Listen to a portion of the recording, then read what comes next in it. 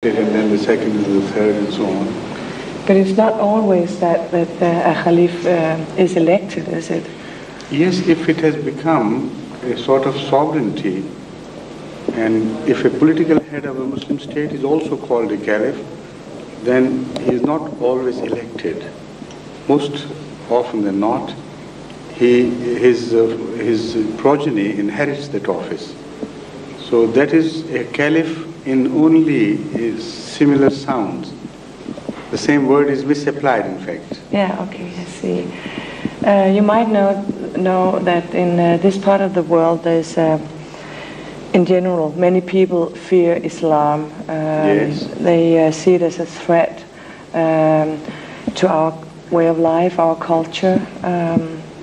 What is your comment? The fact is that many things in the Western world, particularly nowadays, are not being seen in the right perspective because of political involvements and the worldwide propaganda against Islam, for which, unfortunately, the initial cause of offense was given by some Muslim sovereigns like Khomeini from Iran and like Gaddafi of Libya.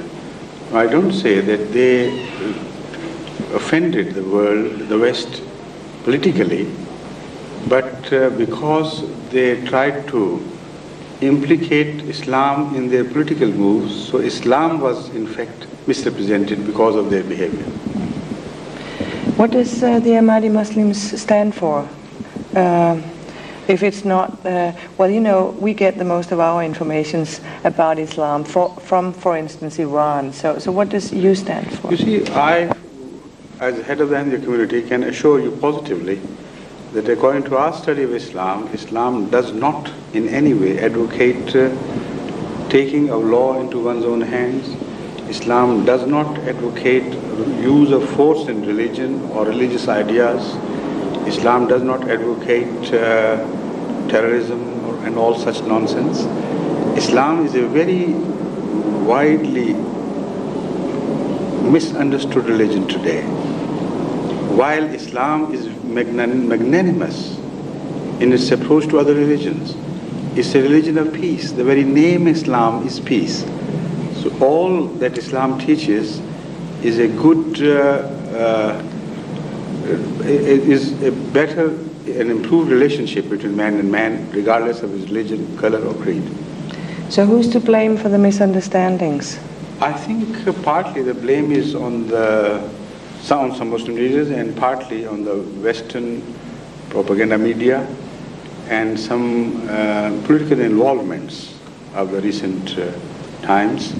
For instance, Iran is now being looked at as the enemy of the West. So whatever is done by the Iranian leadership would be utilized to the maximum for creating a negative image of Iran, and along with that, unfortunately, of Islam. So you say you're against, your religion is against violence, and I have read in the book Cry of Pain that you're against violence and censorship. So what about the Rushdie case? What is your opinion on that? We, as Islam teaches us, stand for total freedom of speech and expression, both by word of mouth and in writing. Freedom of speech and freedom of pen is what we stand for and what Islam preaches. But also, sometimes this freedom is misused. And in the name of freedom of speech, sometimes you indulge in abuses, in creating wrong images of the people and maligning holy personages and so on and so forth. So that must be condemned, not only by Islam, but by every decent person in the world. In the case of Salman Rushdie, what we object to is not at all a disagreement with Islamic viewpoint or Islamic fundamental beliefs. But what he has unfortunately done is that he has indulged in very filthy, abusive, and maligning language against the holy personages of the holy founder of Islam and his companions. Also, in the name of fiction, he has built some very filthy stories which have no relationship to the realities of the time. And people, innocent people like most Westerners are. As far as Islam goes, they are, as you rightly put, naive in a manner of speaking. They absorb, they digest everything as, even in the name of fiction, as reality. So that is what is hurting the Muslim world. Don't you think you underestimate the Western people when you say that? Because I don't think all of them see it as fact. No, but the ultimate impression which is precipitated after reading the book, for a person who does not know the facts of history, is very damaging and very negative as far as the image of Islam is concerned. So that is what I know from my personal experience. I have met those people who have read this book and they were left with a similar impression. Have you read the book yourself? I have read it in those passages which were presented to me for special attention, because I didn't have time to go through the whole book and also didn't have the patience because it's so much hurting. Yeah, but condemn him, yes, but sentence him to death. No, yes, that's right. Condemn not only Muslims. I believe that every decent man on earth should condemn this attempt to malign others, to use filthy, abusive, obnoxious language against such people who are held in high esteem by 1 billion people in the world. So in the name of decency, this must be condemned and roundly condemned. But there is no punishment in Islam for any such offenses.